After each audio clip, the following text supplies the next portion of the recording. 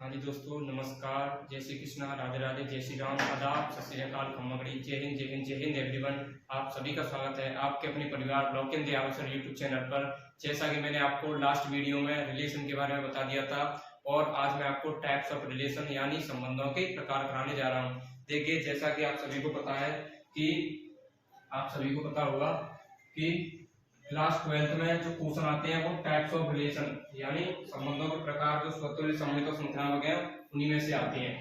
ठीक है, तो यहाँ पर आप सभी हेडिंग डालेंगे types of relation. Types of relation यानी संबंधों के प्रकार। संबंधों के प्रकार देखिए, यहाँ पर संबंधों के तो कई प्रकार हैं, लेकिन 12th क्लास में हमें पढ़नी है केवल 3 प्रकार मेन है: स्वतुल्य, सम्मित और संक्रामक। स्वतुल्य, सम्मित और संक्रामक 3 प्रकार हमारे पास यहाँ पर मेन है। तो हमें, क्योंकि 12th क्लास में क्वेश्चन वहीं से आता है, इसलिए हमें वही पहले पढ़नी है।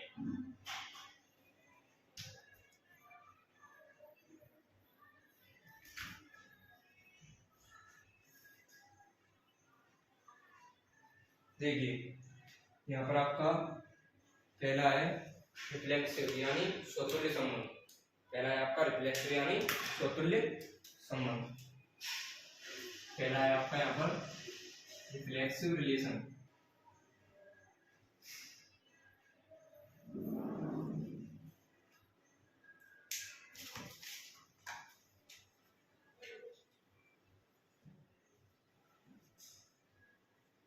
पहला है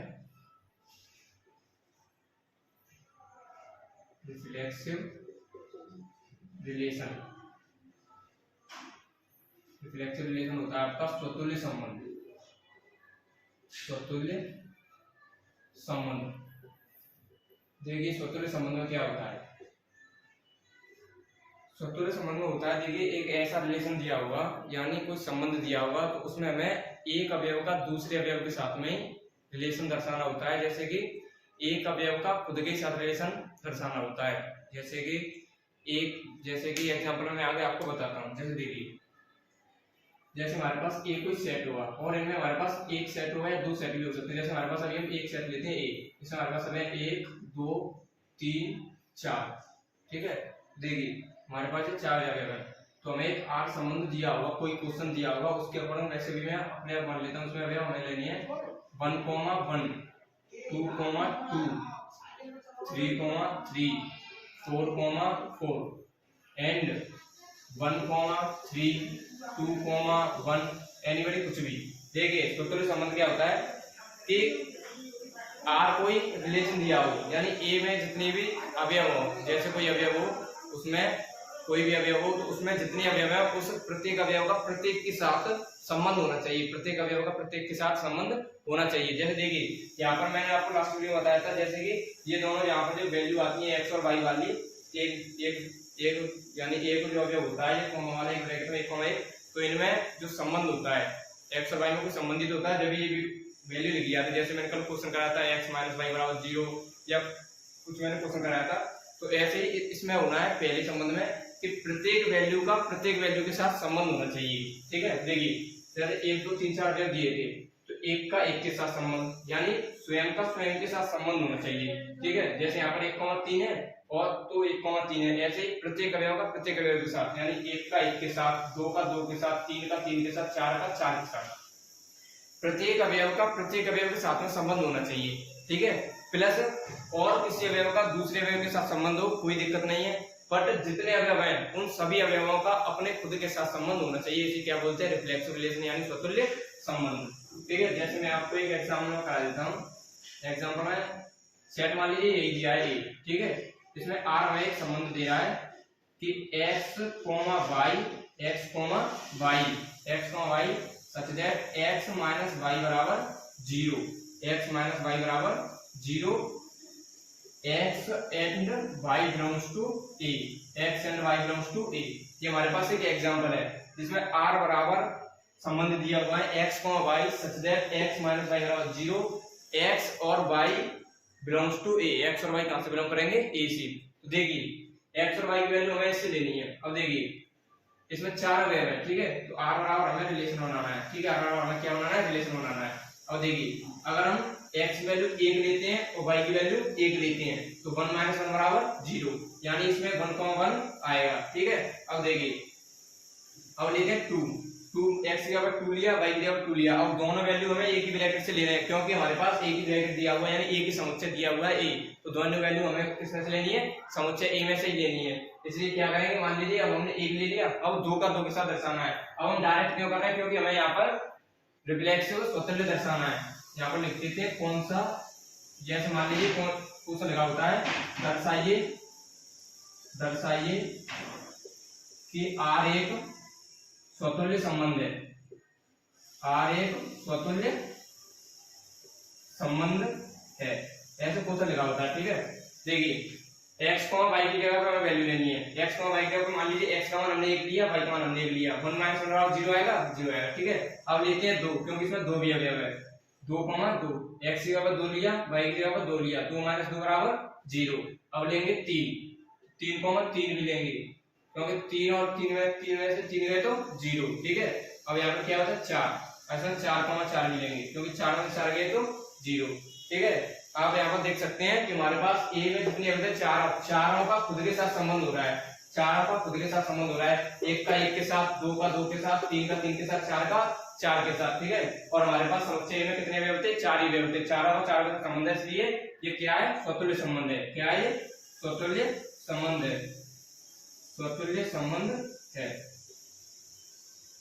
मतलब कहने का तात्पर्य सीधा सा यही है कि प्रत्येक अवयव का प्रत्येक अवयव के साथ में संबंध हो, प्रत्येक अवयव का प्रत्येक अवयव के साथ में कोई समुच्चय दिया हुआ हो, उसका प्रत्येक अवयव का प्रत्येक अवयव के साथ में संबंध हो, उसे क्या बोलते हैं, स्वतुल्य संबंध। क्या बोलते हैं, स्वतुल्य संबंध। जैसे मैंने आपको बताया था 1, 1, 2, 2, 3, 3, 4, 4, 1, 3, 2, मान लीजिए 4 अवयव है तो चारों का खुद के साथ तो संबंध हो और दूसरे किसी का भी एक दूसरे के साथ संबंध हो, कोई दिक्कत नहीं है, बट चारों का चारों के साथ में संबंध होना कंपलसरी है, तभी वह स्वतुल्य संबंध कहलाएगा, ठीक है। और मैंने आपको आगे एग्जांपल बताया, एग्जांपल मान लीजिए हमने r दिया, r हमारे पास यानी सेट हमें a दिया हुआ है, यही सेट हमने मान लिया और r हमें एक संबंध बनाना है x और y के बीच में कि x वाली वैल्यू में से y वाली वैल्यू को घटा करके कितना आना चाहिए, 0 आना चाहिए। और x और y की वैल्यू हमें समुच्चय में से ही लेनी है, तो दोनों वैल्यू हमें समुच्चय में से ली, तो x की वैल्यू 1 ली तो y की वैल्यू 1 लेनी पड़ेगी क्योंकि तभी 0 आएगा, x की वैल्यू 2 ली तो y की वैल्यू भी 2 लेनी पड़ेगी क्योंकि तभी 0 आएगा, x की वैल्यू 3 ली तो y की वैल्यू भी 3 लेनी पड़ेगी तभी 0 आएगा, x की वैल्यू 4 ली तो y की वैल्यू भी 4 लेनी पड़ेगी क्योंकि तभी 0 आएगा। और इसे आप डायरेक्ट ऐसे भी कर सकते हैं, देखिए मान लीजिए यहाँ से और करके एक तरीका तो यही है कि डायरेक्ट हमने वैल्यू लेके और ऐसे भी लिख सकते हैं, x बराबर x माइनस वाई बराबर 0 दिया हुआ है, x माइनस वाई बराबर 0 दिया हुआ है तो y को उधर ले आ सकते हैं, x बराबर y। अब इसका मतलब क्या है कि जितनी x की वैल्यू लेनी है उतनी ही y की वैल्यू लेनी है, ठीक है, जितनी x की वैल्यू लेनी है उतनी ही कितनी किसकी लेनी है, y की वैल्यू। x की वैल्यू 1 लेंगे y की वैल्यू भी 1, x की वैल्यू 2 लेंगे y की वैल्यू 2, x की वैल्यू 3 लेंगे y की वैल्यू 3, x की वैल्यू 4 लेंगे तो y की वैल्यू कितनी लेनी होगी हमें, 4, ठीक है। इसमें क्या है, डायरेक्ट भी कर सकते हैं इसे क्योंकि x में से y यानी x कौन सी संख्या में तो कौन संख्या घटाएंगे 0 आए, तो ऐसा ही होता है किसी संख्या में तो उसी संख्या को घटाओ तभी 0 आता है, इसलिए हमने 1, 1, 2, 2, 3, 3, 4, 4 लिया। या आप ऐसे कर सकते हैं x माइनस वाई बराबर 0, तो x को y के बराबर लिख सकते हैं, तो इसका तात्पर्य क्या है कि x की वैल्यू उतनी ही लेनी है हमें जितनी y की वैल्यू, x और y की वैल्यू बराबर है, तो 1, 1, 2, 3, 4, 4, 5, 4, 4 तक ही ले सकते हैं क्योंकि समुच्चय में 4 ही मान दिए हुए हैं, ठीक है। स्वतुल्य संबंध समझ में आया होगा, मैं आशा करता हूँ। एक बार फिर से बताता हूँ, स्वतुल्य संबंध वो होता है कि प्रत्येक अवयव का प्रत्येक अवयव के साथ में संबंध। स्वतुल्य संबंध कौन सा होता है, हमें कुछ समुच्चय दिया होता है, उसमें एक रिलेशन दिया होता है, तो हमें ये पूछता होता है दर्शाइए कि ये स्वतुल्य संबंध है। स्वतुल्य संबंध क्या होता है कि प्रत्येक अवयव का प्रत्येक अवयव के साथ में संबंध, ठीक है, प्रत्येक अवयव का प्रत्येक अवयव के साथ में संबंध।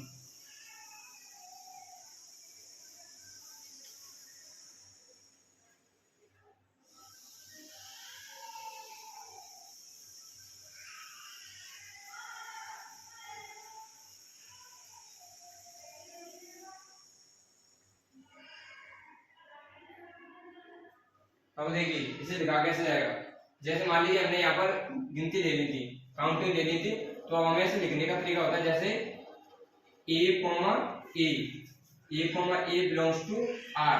ए comma a belongs to r का मतलब क्या है, यानी हमने यहाँ पर ए ले लिया है, एक जगह कौन सी भी वैल्यू ले लें इनमें से, तो उसका उसके साथ में संबंध है। ठीक है, इसको क्या लिखेंगे, a comma a belongs to r, यानी प्रत्येक वैल्यू का प्रत्येक वैल्यू के साथ में संबंध, और आर से तब वह आर से बिलोंग करेगा। इसका मतलब क्या है, a comma a belongs to r, यानी एक कोई वैल्यू है और उसका वैल्यू के साथ में संबंध आर को क्या कर रहा है, बिलोंग कर रहा है, इसलिए क्या है, स्वतुल्य संबंध है,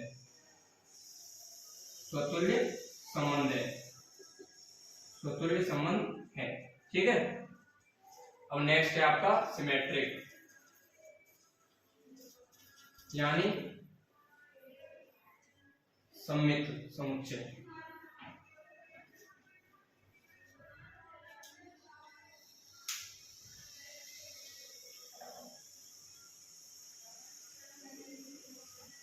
अब नेक्स्ट है आपका सेकंड है आपका symmetric relation. Symmetric relation, symmetric relation क्या होता है, सममित समुच्चय, यानी सममित समुच्चय। समुच्चय ऐसे बोलते हैं, प्रतिलोम समुच्चय या प्रतिसमित समुच्चय, तो प्रतिसमित सममित या से बोलते हैं प्रतिलोम समुच्चय। देखिए इसमें क्या होता है, जैसे मान लीजिए हमारे पास एक कोई सेट दिया हुआ है, ठीक है, एक कोई सेट दिया हुआ है, उसमें हमारे पास 1, 2, 3 अवयव है, ठीक है, 1, 2, 3 अवयव है। अब उसके बाद में हमें कोई रिलेशन दिया हुआ है, उसमें अवयव है, उसमें रिलेशन में कैसे अवयव होना चाहिए। देखिए जैसे इसमें मान लीजिए कोई अवयव है 1, 2 अवयव है, ठीक है, तो प्रतिसमित का मतलब क्या होता है, कोई मान दिया हुआ है उसका उल्टा भी होना चाहिए। जैसे 1, 2 दिया हुआ है तो क्या होना चाहिए, इसमें 2, 1 भी होना चाहिए, 2, 1 भी होना चाहिए। वही क्या कहलाता है, सममित समुच्चय यानी सिमेट्रिक रिलेशन कहलाता है। एक बार फिर से समझते हैं, जैसे किसी समुच्चय हमारे पास दिया हुआ है ए, और हमारे पास कोई रिलेशन दिया हुआ है, उसमें हमारे पास अवयव बनता है मान लीजिए 1, 2, तो उसका उल्टा यानी 2, 1 भी होना चाहिए। कोई अवयव है तो उसका उल्टा भी होना चाहिए। स्वतुल्य में क्या होता था कि प्रत्येक अवयव का प्रत्येक अवयव के साथ में संबंध, यानी ए है तो ए के साथ में संबंध होना चाहिए, बी है तो बी के साथ में संबंध होना चाहिए। और सममित समुच्चय क्या होता है कि अगर कोई अवयव है तो उसका उल्टा भी होना चाहिए, जैसे 1, 2 है तो उसमें 2, 1 भी होना चाहिए। वही क्या कहलाता है, सिमेट्रिक रिलेशन यानी सममित समुच्चय। क्या कहलाता है, सममित समुच्चय। जैसे मैं यहाँ पर तो क्वेश्चन कराता हूं, जैसे देखिए एग्जाम्पल में, जैसे हमें कोई क्वेश्चन दिया हुआ है कि 2 रेखाएं हैं, मान लीजिए हमारे पास 2 रेखाएं हैं, 2 रेखाएं हैं। देखिए इसे देखिए, कोई क्वेश्चन ही कराता हूं,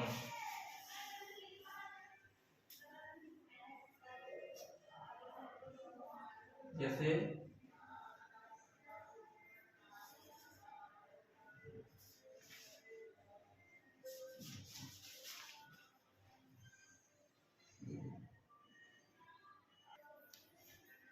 देखिए जैसे हमारे पास एग्जांपल में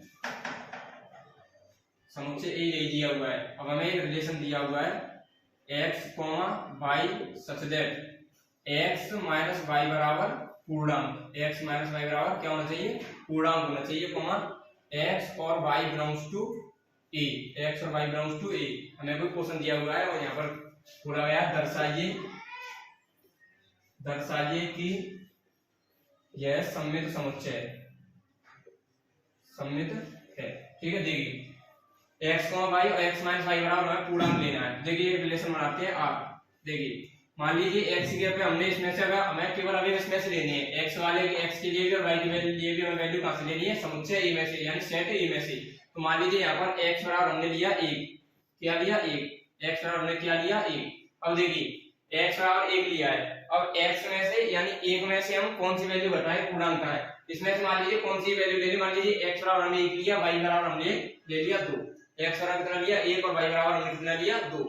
देखिए 1 में से 2 घटाएंगे माइनस 1 आएगा, और माइनस 1 पूर्णांक होता है, माइनस 1 पूर्णांक होता है ना, इसलिए क्या होगा ये 1, तो इसमें बिलोंग करेगा, r को बिलोंग करेगा। क्यों, कंडीशन क्या दी हुई है कि x वाली वैल्यू में से y वाली वैल्यू को घटाएं, x वाली वैल्यू में से y की वैल्यू को घटाएं तो एक पूर्णांक आना चाहिए। तो ठीक है, तो मान लीजिए x की वैल्यू हमने ऐसे ली 1 और y की वैल्यू हमने ए से ली 2, क्योंकि दोनों वैल्यू हमें समुच्चय ए से लेनी है, तो हमने 1,2 ली, तो 1 में से 2 हटाएंगे, -1 आएगा जो कि एक पूर्णांक होता है। अब देखिए सम्मिश्र समुच्चय होता क्या है कि कोई रिलेशन में कोई अवयव आ गया, अब उसका उल्टा भी होना चाहिए, उसका उल्टा भी उसमें संबंध में, यानी समुच्चय जो बनता है संबंध उसमें होना चाहिए। तो 1,2 है तो उसमें क्या 2,1 भी होगा, क्या 2,1 भी होगा। अब देखिए 1 में से 2 घटाया, -1 आया जो भी पूर्णांक होता है, ठीक है। अब 2 में से घटाया 1 आया प्लस का, और वो भी पूर्णांक होता है। यानी कहने का तात्पर्य है कि 1,2 बिलोंग कर रहा है आपको, और 2,1 भी बिलोंग कर रहा है, ठीक है, 2,1 भी बिलोंग कर रहा है। और भी आप अवयव ले सकते हैं, जैसे मान लीजिए x बराबर हमने 2 लिया, x बराबर हमने 2 लिया, y बराबर हमने 3 लिया, 2 में से 3 गई, पूर्णांक आएगा -1। अब इसका उल्टा भी, इसका उल्टा क्या हो जाएगा 3,2, तो 3 में से 2 गई तो +1, वो भी एक पूर्णांक होता है। माइनस प्लस नहीं है, पूर्णांक तो माइनस की और प्लस की सारी संख्या होती है ना, इसलिए यानी सीधा मैं सम्मिश्र समुच्चय बताना चाह रहा हूँ। यहाँ पर सम्मिश्र समुच्चय क्या होता है, कोई संबंध यानी कोई रिलेशन में कोई अवयव हमारे पास 1,2 है, तो उसमें उसका 2,1 भी यानी उल्टा भी होना चाहिए, 2,3 है तो 3,2 भी उसमें उपस्थित होना चाहिए, ठीक है। वही क्या कहलाता है सम्मिश्र समुच्चय, ठीक है, वही क्या कहलाता है सम्मिश्र समुच्चय। आपके दो समुच्चय हुए यहाँ पर, स्वतुल्य और सम्मिश्र। स्वतुल्य कौन सा होता है, जो प्रत्येक अवयव के साथ में संबंध, यानी कोई वैल्यू हमारे पास 1 दी है तो उसका 1 के साथ में संबंध होना चाहिए, 2 दी है तो 2 के साथ में संबंध होना चाहिए। फिर मैंने आपको नेक्स्ट बताया सम्मिश्र समुच्चय। सम्मिश्र समुच्चय होता है अगर कोई संबंध में रिलेशन में हमें कोई वैल्यू दी है 1,2, तो उसका उल्टा यानी 2,1 भी इसमें उपस्थित होना चाहिए।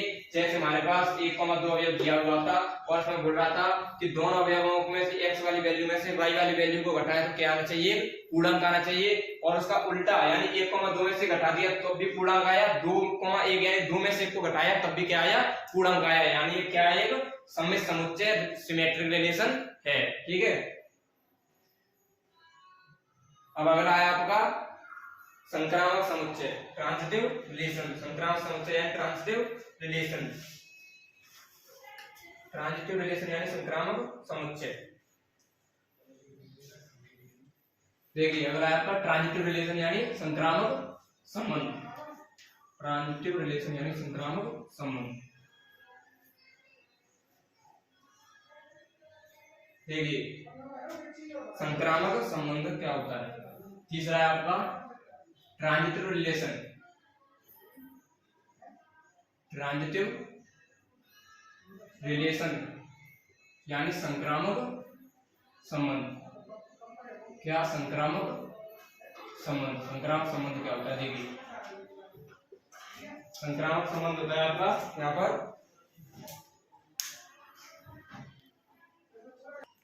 देखिए संक्रामक संबंध क्या होता है। ट्रांजिटिव रिलेशन में क्या होता है कि कोई वैल्यू होगी हमारे पास, जैसे मान लीजिए 1,2 यानी 1 का 2 के साथ संबंध था, फिर मान लीजिए 2 का 3 के साथ संबंध है, यानी 1 का 2 के साथ संबंध, 2 का 3 के साथ संबंध, तो 3 का भी 1 के साथ संबंध होना चाहिए, कंपलसरी है, तभी क्या हुआ, संक्रामक संबंध होगा। एक बार फिर से, जैसे 1,2 दिया हुआ है और 2,3 दिया हुआ है, यानी 1 का 2 से संबंध है, 2 का 3 से संबंध है, तो 3 का 1 से भी संबंध होना चाहिए, वही संबंध क्या कहलाता है, ट्रांजिटिव रिलेशन। देखिए जैसे एक को सेट दिया हुआ है, उसमें 1, 2 और 3 अवयव है, ठीक है। R में होने चाहिए 1,2 यानी 1 का 2 के साथ संबंध है और 2 का 3 के साथ संबंध है, यानी 1 का 2 के साथ, 2 का किसी और वैल्यू के साथ, तो जो कोई और वैल्यू होगी उसका संबंध भी 1 के साथ होना चाहिए। तो यहाँ पर क्या होगा, 1,3 भी होना चाहिए। ये क्या हो गया, ट्रांजिटिव रिलेशन यानी संक्रामक संबंध। संक्रामक संबंध क्या होता है, 1 का 2 के साथ रिलेशन, तो 2 का 3 के साथ हो तो 3 का भी 1 के साथ संबंध होना चाहिए। जैसे एग्जाम्पल में अभी हम पिछले वाले एग्जाम्पल को लेते हैं, सेट ए दिया है हमें ए, इसमें आर में रिलेशन दिया हुआ है x, y subject x minus y बराबर पूर्णांक, x माइनस y बराबर पूर्णांक दिया हुआ है, और x और y belongs to a, x और y बिलोंग्स टू a, ठीक है।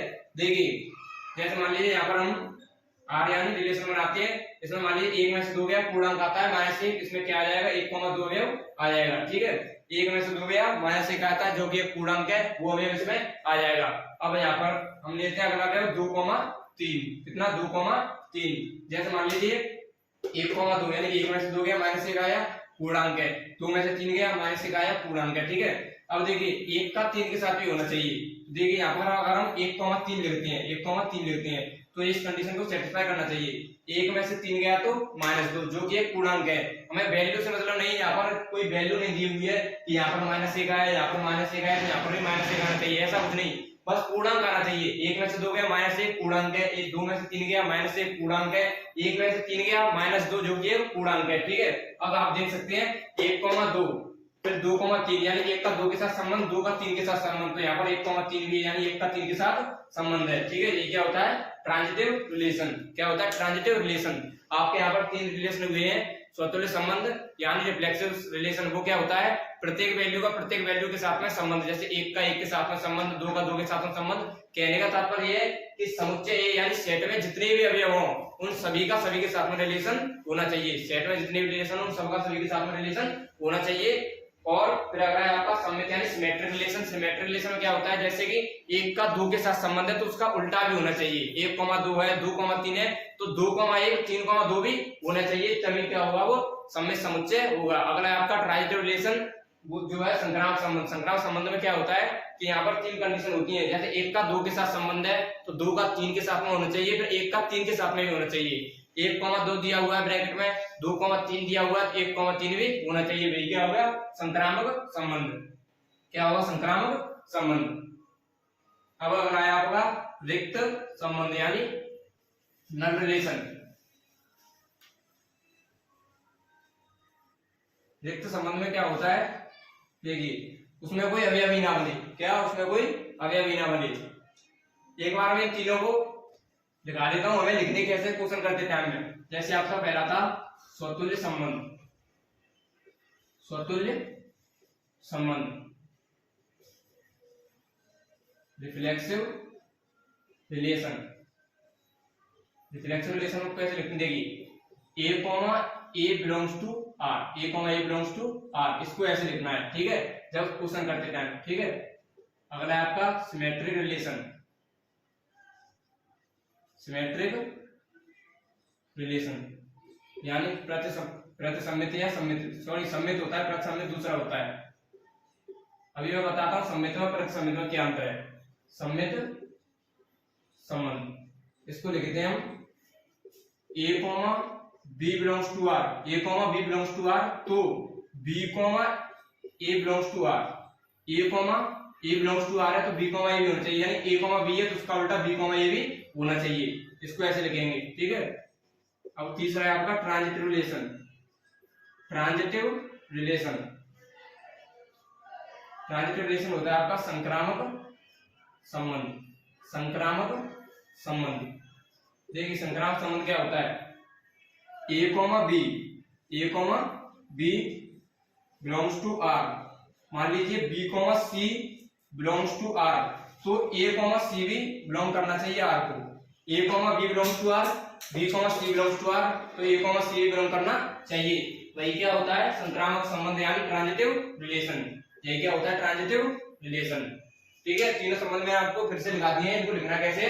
स्वतंत्र संबंध रिफ्लेक्सिव रिलेशन कौन सा होता है कि कोई वैल्यू दी हुई है उसका उसके साथ में संबंध होना चाहिए। जैसे A दी हुई है तो A, A होनी चाहिए, यानी A का A के साथ में संबंध होना चाहिए। अगर आपका सिमेट्रिक रिलेशन सम्मित समुच्चय, उसमें क्या होता है? A, B belongs to R, यानी A का B के साथ में संबंध है तो उसका उल्टा यानी B का A के साथ में भी संबंध होना चाहिए। अगला है आपका ट्रांजिटिव रिलेशन संक्रामक संबंध। संक्रामक संबंध क्या होता है? जैसे A का संबंध B के साथ है तो A, B belongs to R, फिर मान लीजिए B का किसी और वैल्यू के साथ संबंध है, यानी B, C belongs to R। फिर अगर है आपका A, C, यानी A का B के साथ है, B का C के साथ है तो C का भी A के साथ में होना चाहिए, ठीक है। यही क्या होता है? संक्रामक संबंध। क्या होता है? संक्रामक संबंध। अगला है आपका रिक्त संबंध।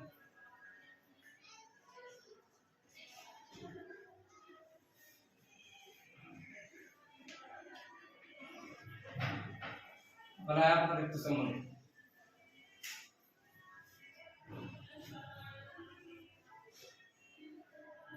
देखिए जैसे यहाँ पर अगला है रिक्त संबंध। रिक्त संबंध में क्या होता है? जैसे मान लीजिए हमारे पास अवयव है A में 1, 2 और 3 और कोई रिलेशन दे दिया गया हमें x, y such that x + y = 100, x + y = 100 x and y belongs to a, x and y belongs to a. देखिए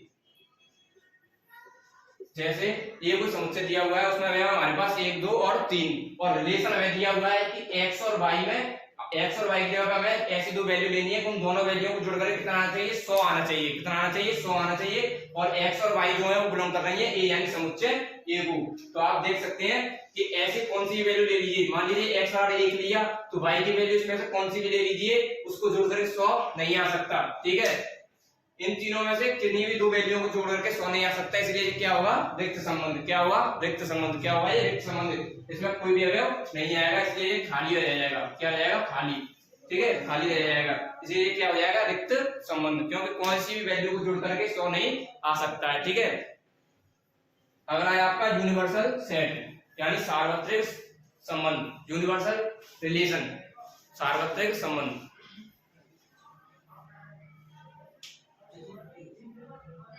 समुच्चय देखिए, इसमें मैं एक संबंध और कराता हूं, एक होता है तत्समक संबंध, आइडेंटिटी रिलेशन। देखिए आइडेंटिटी रिलेशन क्या होता है, आइडेंटिटी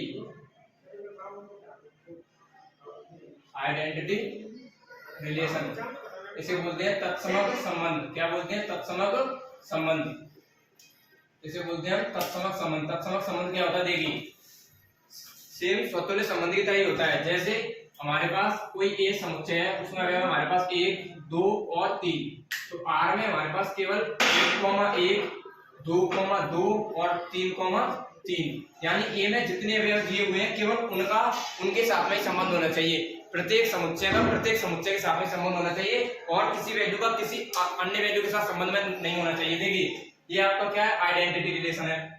क्या है, आइडेंटिटी रिलेशन। और रिफ्लेक्सिव में क्या होता है, रिफ्लेक्सिव में क्या होता है, देखिए रिफ्लेक्सिव में जैसे यहाँ पर 1,1 हो सकता है।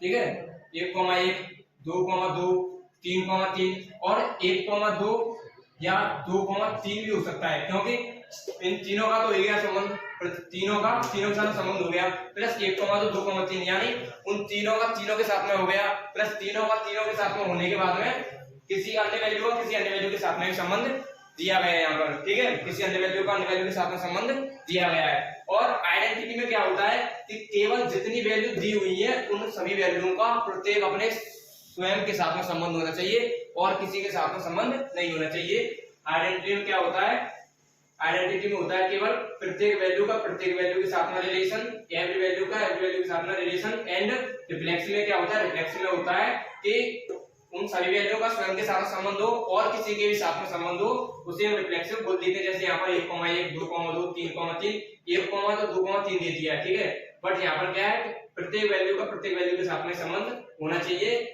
यानी आप यहाँ पर लिख सकते हैं कि a बराबर a होना चाहिए, यानी x बराबर y ही होना चाहिए। यहाँ पर कौन सा भी संबंध चल सकता है। ठीक है, क्या होता है आइडेंटिटी रिलेशन कि एक ऐसा संबंध जिसमें प्रत्येक वैल्यू का प्रत्येक वैल्यू के साथ में संबंध होना चाहिए, स्वयं का स्वयं के साथ में संबंध होना चाहिए और किसी के साथ में संबंध नहीं होना चाहिए। ठीक है, अगला है आपका यूनिवर्सल रिलेशन यानी सार्वत्रिक संबंध। क्या होता है, देखिए सार्वत्रिक संबंध क्या होता है, देखिए सार्वत्रिक संबंध को देखिए एक यूनिवर्सल रिलेशन। क्या है यूनिवर्सल रिलेशन, यूनिवर्सल रिलेशन क्या होता है, देखिए यूनिवर्सल रिलेशन होता है, इन्हें बोलते हैं सार्वत्रिक समुच्चय, सार्वत्रिक संबंध। समुच्चय को बोलते हैं सेट और रिलेशन को बोलते हैं संबंध। सार्वत्रिक संबंध क्या होता है, देखिए मैंने आपको बताया था कि प्रत्येक जो संबंध होता है वो किसी समुच्चय का ही उपसमुच्चय होता है। संबंध क्या होता है, किसी समुच्चय का क्या होता है, उपसमुच्चय होता है, उसे क्या बोलते हैं, रिलेशन बोलते हैं। रिलेशन की मैंने आपको परिभाषा बताया था कि यानी दो समुच्चय दिए होंगे हमारे पास, दो समुच्चय को कार्तीय गुणन होगा, दो समुच्चय को क्या होगा, कार्तीय गुणन होगा, उनका जो उपसमुच्चय होगा वही क्या होता है, संबंध होता है। संबंध के बारे में मैंने आपको बताया था। तो देखिए इसमें क्या होगा, जैसे मान लीजिए इसमें होता है यानी आर उपसमुच्चय और, यानी आप एग्जांपल से समझ सकते हैं। देखिए एग्जांपल में हम उसी वाले एग्जांपल को लेते हैं, किस वाले को, जैसे देखिए हमने यहाँ पर पूर्णांक वाले एग्जांपल ले सकते हैं। पहले हम एक सेट लेते हैं ए, ये में हमारे पास अवयव है 1 2 3 4, ठीक है। और हमें रिलेशन दर्शाना है x और y के बीच में, x y such that x minus y बराबर, यानी x प्लस वाई बराबर ले सकते हैं। यहाँ पर क्या ले सकते हैं, x प्लस वाई बराबर पूर्णांक यानी इंटीजर, पूर्णांक यानी इंटीजर, ठीक है। क्या पूर्णांक यानी इंटीजर, और x और y belongs to a, x और y बिलोंग्स टू a। देखिए सॉल्यूशन, इसमें क्या है, हमें सार्वत्रिक रिलेशन बनाना है। देखिए क्या होता है सार्वत्रिक रिलेशन, कि सार्वत्रिक रिलेशन ये होता है कि कोई सेट रिलेशन दिया हुआ है, ठीक है। अब इसमें अगर हम इसको पहले तो रिलेशन बनाते हैं, इसके रिलेशन कितने बन सकते हैं, जैसे देखिए इसके रिलेशन कितने बन सकते हैं। अब ए की सेट है ए, अब ए का ए के साथ में रिलेशन, अब इसमें कितने अवयव बनेंगे पता है। देखिए मैंने आपको उप समुच्चय की संख्या बताई थी, क्या बताई थी, उप समुच्चय की संख्या। उप समुच्चय क्या होता है हमारे पास, यहाँ पर क्या है, रिलेशन है, क्या है, रिलेशन है, रिलेशन ही क्या, और उप समुच्चय क्या है, रिलेशन होता है। क्योंकि मैंने आपको बताया था दो समुच्चय दिए हुए थे, दो समुच्चय और कार्तीय गुणन, कार्तीय गुणन का उप समुच्चय क्या होता है हमारे पास, संबंध होता है। तो देखिए इसके उप समुच्चय यानी 2 की पावर 4, कितने बनेंगे, 2 की पावर 4। मैंने आपको बताया था जितने अवयव होंगे उतने ही क्या होंगे उप समुच्चय, कितने अवयव है 4, 2 की पावर 4 होती है हमारे पास 16, इसके उप समुच्चय कितने बनेंगे 16। अब यहाँ पर हमें R में जो ये बनेगा, जो R संबंध बनेगा उसमें 16 ही अवयव आ गए, उसमें 16 ही अवयव आ गए। तो जो A वाले समुच्चय से उप समुच्चय बनेंगे उसमें अवयव, और R वाला जो रिलेशन बनेगा उसमें अवयव कितने होंगे, बराबर होंगे। तो इसका कहने का तात्पर्य है कि R जो संबंध हमारे पास जो नया बनता है, जो कंडीशन के अकॉर्डिंग हम नया बनाते हैं उसमें, और जो पूरा एक समुच्चय कार्तीय गुणन के बाद बनेगा उसे क्या बोलते हैं, सार्वत्रिक समुच्चय। जैसे देखिए इनका 16 अवयव बनेंगे, इसमें क्या है 16 अवयव बनाने हैं, ठीक है। देखिए हमें पूर्णांक लाना है, मान लीजिए x की जगह पे हमने 1 ले लिया, तो y की जगह पे हम 2 ले सकते हैं, क्योंकि 1 और 2 को जोड़ करके 3, जो कि क्या होता है पूर्णांक होता है, ठीक है। मान लीजिए x की जगह पे 2, y की जगह पे 3, y की जगह पे 3, x की जगह पे 3, y की जगह पे 4। अब इनका उल्टा भी कर सकते हैं, क्योंकि ये इनको जोड़ करके पूर्णांक उल्टा करते हैं, उनको भी जोड़ करके पूर्णांक, 2,1 3,2 और 4,3, ठीक है। अब 1 का 2 के साथ हुआ है, अभी 1 का 3 के साथ में जोड़ देंगे, 1 को 4 के साथ में जोड़ देंगे, ऐसे यानी जब इसमें संबंध निकालेंगे तो कितने हमारे पास 16 ही अवयव बनेंगे, ठीक है। क्या बनेंगे, 16 ही अवयव बनेंगे। यानी कहने का तात्पर्य ये यूनिवर्सल सार्वत्रिक समुच्चय क्या होता है कि जो हमारे पास रिलेशन दिया हुआ है उसमें वही सारे अवयव आए हैं जो उसके समुच्चय के कार्य गुणन करके अवयव बनते हैं, ठीक है। ये क्या होता है सार्वत्रिक समुच्चय, क्या होता है सार्वत्रिक समुच्चय। अब यहां से आगे आपके क्वेश्चन है,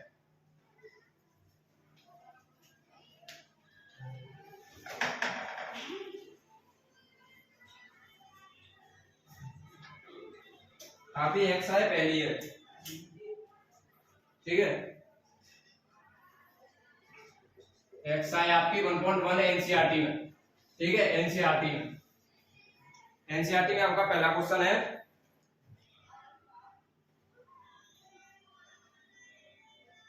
अब देखिए यहां से आगे आपकी एक्सरसाइज स्टार्ट होती है, ठीक है। एक्सरसाइज आपकी 1.1 और एनसीईआरटी की एक्सरसाइज आपकी, ठीक है।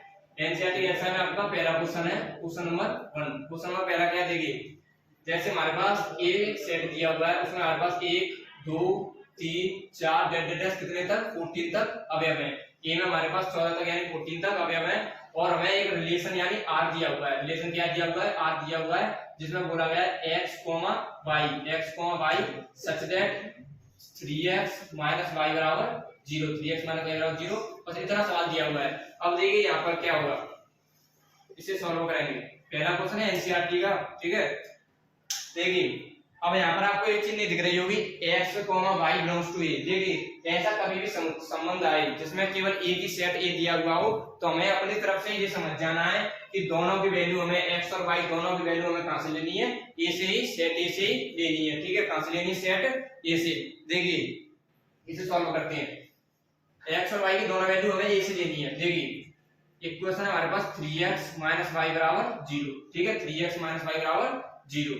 देखिए इस y को उधर भेज सकते हैं, 3x बराबर y, 3x बराबर y। अब देखिए हमें मान लीजिए x की वैल्यू 1 ली हमने, x की वैल्यू 1 ली, तो y की वैल्यू कितनी आती है हमारे पास 3 बन जा, क्योंकि x की जगह 1 रखेंगे तो 3 बन जा 3, y की वैल्यू 3। मान लीजिए x की वैल्यू हमने 2 ली, तो y की वैल्यू कितनी आती है हमारे पास 6, क्योंकि 3 दूनी 6। मान लीजिए x की वैल्यू हमने 3 ली, तो y की वैल्यू हमारे पास कितनी आती है 9। x की वैल्यू हमने 4 ली, तो y की वैल्यू हमारे पास आती है 12 यानी 12।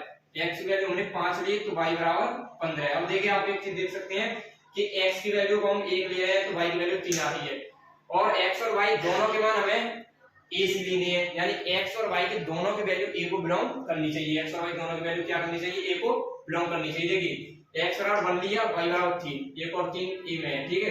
एक्स बराबर 2 लिया, वाई बराबर 6, 2 और 6 ए में है। एक्स बराबर 3 लिया, वाई बराबर 9 ए में है। एक्स बराबर 4 लिया, वाई बराबर 12 ए में है। अब आप यहाँ पर देख सकते हैं एक्स बराबर 5 तो सेट ए में है, एक्स बराबर 5 क्या है, सेट ए में है, लेकिन वाई बराबर 15 उसमें नहीं है, 15 उसमें नहीं है, यानी वाई जो है 15 does not belongs to, 15 does not belongs to a, 15 does not belongs to a, इसलिए इस वाले को हम नहीं लेंगे। एक्स बराबर 5 और वाई बराबर 15 को क्यों नहीं ले सकते, क्योंकि एक्स की वैल्यू जब 5 लेते हैं तो वाई की वैल्यू 15 लेनी होती है।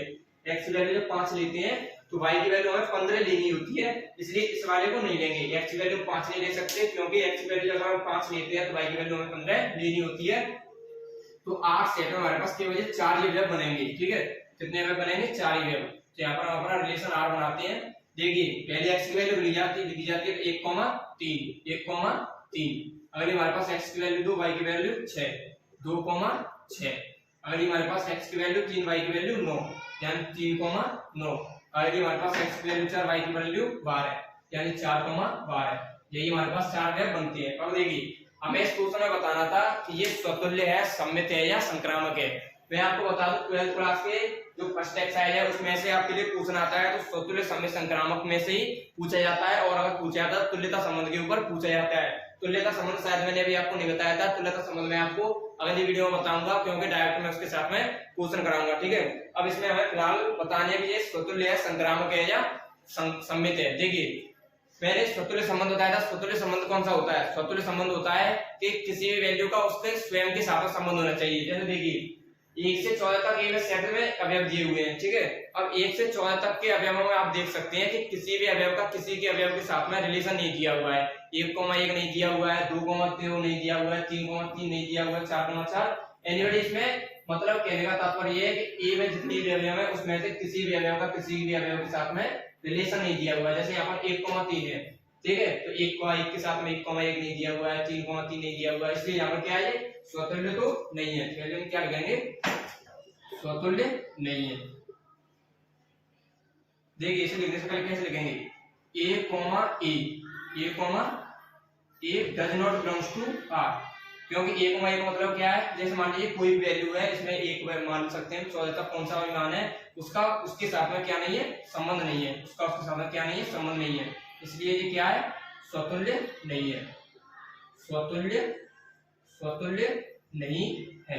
अगला है हमारा सममित। सममित में मैंने आपको बताया था, जैसे मान लीजिए 1,3 है, तो इसका उल्टा 3,1 भी होना चाहिए। आपको इसमें 1,3 के बाद 3,1 कहीं भी दिखाई दे रहा है, नहीं है, तो क्या है, सममित संबंध भी नहीं है। अगला 2,6 देखते हैं। 2,6 दिया हुआ है, लेकिन 6,2 है, इसमें नहीं है, ठीक है। अगला है आपका 3,9, तो 9,3 होना चाहिए, 9,3 भी नहीं है। अगला है हमारे पास 4,12 है, तो 12,4 भी नहीं है, इसलिए क्या है, सममित संबंध भी नहीं है। सममित संबंध कौन सा होता है, जैसे 1,3 दिया हुआ है तो 3,1 होना चाहिए, 2,6 दिया हुआ है तो 6,2 होना चाहिए, इसलिए इसका ऐसे कैसे लिखेंगे, देखिए A, B belongs to R, लेकिन क्या है, A, B तो बिलोंग कर रहा है, यानी 1,3 तो बिलोंग कर रहा है R को, लेकिन but B, A does not belongs to R। A, B तो बिलोंग तो कर रहा है R को, लेकिन B, A R को बिलोंग नहीं कर रहा है, इसलिए क्या है, सममित संबंध नहीं है। क्या, सममित संबंध नहीं है, सममित भी नहीं है, ठीक है, स्वतंत्र भी नहीं है, सममित भी नहीं है। अब हम चेक करेंगे ट्रांजिटिव यानी संक्रामक को। संक्रामक में मैंने आपको देखो कैसे बताया था, मान लीजिए 1,3 का यहाँ पर हमारे पास संबंध दिया हुआ है, 1,3 का हमारे पास यहाँ पर क्या हुआ, संबंध दिया हुआ है। अब हम 3 का किसी अन्य वैल्यू के साथ में संबंध देखते हैं, 3 का किसी अन्य वैल्यू के साथ में, जैसे मान लीजिए 1,3 है, अब यहाँ पर आगे मिल गया 3 का 9 के साथ, क्या 3 का 9 के साथ, मैंने आपको बताया था 1,3 है, 3,9 है, तो अब 1,9 यानी 9 का 1 के साथ में भी संबंध होना चाहिए। जैसे देखिए 1,3 के बाद 3,9 मिल गया। अब 9,1 या 1,9 दिखाई दे रहा है, इसमें कहीं नहीं दिखाई दे रहा, क्योंकि 1,3 और 3,9 है। और संक्रामक में होता क्या है कि किसी वैल्यू का किसी अन्य वैल्यू के साथ में संबंध है, जैसे 1 का 3 के साथ में संबंध दिया हुआ है और 3 का 9 के में, तो 9 का 1 के साथ में संबंध होना कंपलसरी है, ठीक है, इसको छोड़ते हैं। अब देते हैं 2,6। अब यहाँ पर हमारे पास 2,6, अब 6 का तो किसी अन्य वैल्यू के साथ में संबंध ही नहीं है, ठीक है। अगली वैल्यू हमारे पास 4,12 है, और 4,12 12 का भी किसी अन्य वैल्यू के साथ में संबंध नहीं है। हमें केवल एक मान मिला, ये 1,3, ठीक है। 1,3 के बाद हमें चलो 3,9 मिलेगा, क्योंकि 3 का किसी अन्य वैल्यू के साथ में संबंध। लेकिन अब 9 का 1 के साथ में संबंध नहीं है। क्या इसमें 9 का 1 के साथ में संबंध नहीं है, इसलिए क्या है, संक्रामक संबंध भी नहीं है। क्या है, संक्रामक संबंध भी नहीं है। इसे हम कैसे लिखेंगे, a, b belongs to r, a, b belongs to r, और 1,3 मिलेगा, 3,9 भी मिला है हमें। a, b belongs to r, b, c belongs to r, क्योंकि a, b बिलोंग कर रहा है आपको और b, c बिलोंग कर रहा है, यानी 1,3 मिला, 3,9 मिला, ठीक है। लेकिन बट क्या, a, c does not belongs to r, 9,1 या 1,9 हमें इसमें नहीं मिला। a, b belongs to r, b, c belongs to r, लेकिन but a, c does not belongs to r, इसलिए क्या है, संक्रामक संबंध भी नहीं है। संक्रामक संबंध भी नहीं है, ठीक है। अब आप देख सकते हैं कि ये संबंध स्वतुल्य भी नहीं है, संक्रामक भी नहीं है और सममित भी नहीं है, ठीक है। और यही हमें इसमें क्वेश्चन में पूछा था कि दर्शाइए ये संबंध स्वतुल्य है, संक्रामक है या सममित है, इसमें से कौन सा है। ये संबंध जो है ना सममित है, ना स्वतुल्य है, ना संक्रामक है, ना रिफ्लेक्सिव है, ना सिमेट्रिक है, ना ट्रांजिटिव है। देखिए आज की क्लास में आपके लिए इतना ही रखता हूँ। अब यहाँ से आगे क्वेश्चन मैं आपको नेक्स्ट वीडियो में कराऊंगा। नेक्स्ट वीडियो में क्वेश्चन को कराने से पहले मैं आपका इन जो तीनों टाइप है, ये तीनों टाइप को इतना क्लियर कर दूंगा बढ़िया तरीके से कि आपको क्वेश्चन देखते ही आप पहचान जाओगे, ठीक है। और मैं आपको वादा दिलाता हूँ, देखिए हमें 12th क्लास में क्या करना है कि 12th क्लास में तो हमें डिटेल सॉल्यूशन करना है, ठीक है, डिटेल सॉल्यूशन। लेकिन मैं आपको बता देना चाहता हूँ कि आप क्वेश्चनों को देखकर ही आप अपने आप अनुमान लगा लिया करेंगे कि ये स्वतुल्य है, सममित है या सममित है। लेकिन हमें एग्जाम में डायरेक्ट नहीं करना है, पर मैं आपको डायरेक्ट देख के बताने की ट्रिक बता दूंगा, जिससे आप मतलब देख के क्वेश्चनों को पहचान सकते हैं। लेकिन हमें 12th में क्लास में करनी है तो डिटेल में ही करनी है। और मैं आपको इसी के साथ में अपनी क्लास एंड करता हूँ। कल मैं आपको कुछ बेसिक क्वेश्चनों से स्टार्टिंग करूंगा, तब एनसीईआरटी को कराऊंगा। कल की वीडियो में आपका रिलेशन बिल्कुल खत्म हो जाएगा। और मैं इसी के साथ में अपनी क्लास को समाप्त करता हूँ। स्वयं दक्षिण युद्धे बलिदान परम धर्म, स्वयं दक्षिण युद्धे बलिदान परम धर्म, स्वयं दक्षिण युद्धे बलिदान परम धर्म। जय हिंद, जय हिंद, जय हिंद एवरीवन।